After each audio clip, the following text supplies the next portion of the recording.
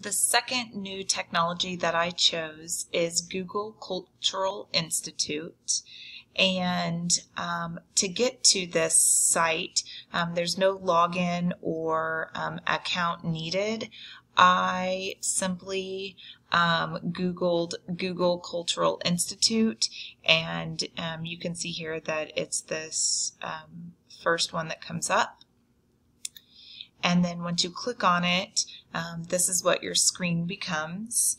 And this is basically an online museum that has exhibits and a ton of historic artifacts from all around the world, all different eras of time. It's got artwork, photographs, videos, and so much more. I picked this tool because it's like a cyber guide with web unit activities, and they try to tell them like a story, or it follows a timeline. And this is important to me because in my reading class, the first step to beginning new material or a new book or an article is to activate my students' relevant knowledge. And this tool gives me access to literature, art, history, geography. So it's kind of like a mini field trip for students. And then if they don't have relevant knowledge, this is a tool that can help me give my students some relevant knowledge about what we're going to explore. The ISTE standards that I chose were ISTE Teacher 1B, engage students in exploring real-world issues using digital tools and resources, and ISTE Teacher 3D, model and facilitate effective use of current digital tools to locate, analyze, and use information resources to support research and learning. And I chose these standards because it's more engaging to see and explore these institutions all around the world than to just read something about them. And since more and more pieces are being added to this Google Cultural Institute all the time, students will have access to cultural items, and it'll be a resource to support their learning. So I just want to kind of show you a little bit about how I explored and what all is in this resource. And I have to admit that I spent a couple of hours myself just playing and reading and learning. So on the toolbar to the left, you can see the home page, the partners.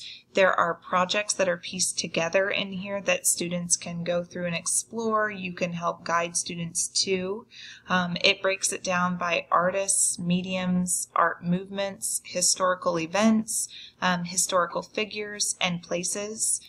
You can also favorite things based on me signing into my Google Chrome. And then you can also give feedback, which is kind of neat to contribute that way as well. One of the things I know students have to do is, I believe it's 8th grade, the Diary of Anne Frank, I think, and historical events. And then you can see lots of different things come up. At the top you can search or categorize all of the events, A to Z, or a time. So we can look at those. Victorian era. And so if I go back to all, I want to show you the Holocaust. And you can see there are thousands of items in here. And then if you scroll down, you can see these online exhibits. I just started to scroll through until I found one that was related to Anne Frank. And so I clicked on this one here. And then this is a vertical storyline that explains about her and has a lot of interactive things, which are kind of neat. You can click the arrow and it scrolls down for you. There's pictures, And we can see some information related to each of these pictures. If I keep going here, you can see all these artifacts, these pieces of history, something students can relate to. And down here, let me grab my cursor so I can go a little bit faster. This story is obviously pretty in-depth. Here's a video, so here's another type of media that I wanted you to see is embedded, so that students can watch that. And you could decide if that's something students need to spend time with, or if you want them to keep going, or they can do it at their pace.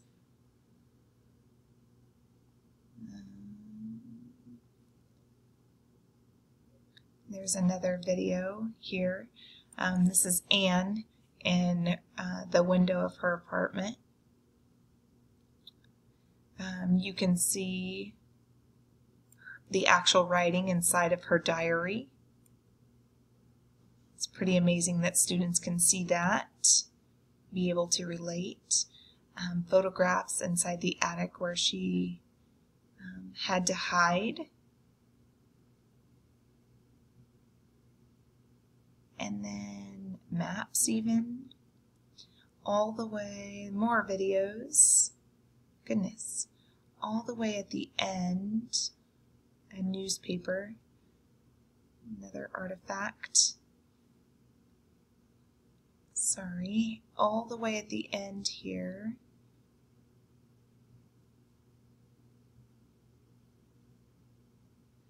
Alright, so all the way at the end you can see the secret annex where Anne hid. And so for those people who can't travel, you can see the 3D online tour, which is kind of neat because it brings students right where she was, and it puts them in that place. And they get to experience it like they're actually there. So a mini field trip that gives them relevant knowledge and background knowledge on either things they're studying or they're about to read or explore, and just a really great resource overall. I also wanted to show you, let's see if I can get back to something else. If you wanted to search specifically for someone, so if I want to look for John F. Kennedy or the assassination of John F. Kennedy, I can use the search magnifying glass, and then it will pull up information on what I'm looking for. You can also share on different media sites. So if you want to email the link to your students or share it in a community so that it is a collection of resources, whether that's pictures you want students to look at or the timeline stories you want them to go through or videos. You could also tweet it if that's something you do.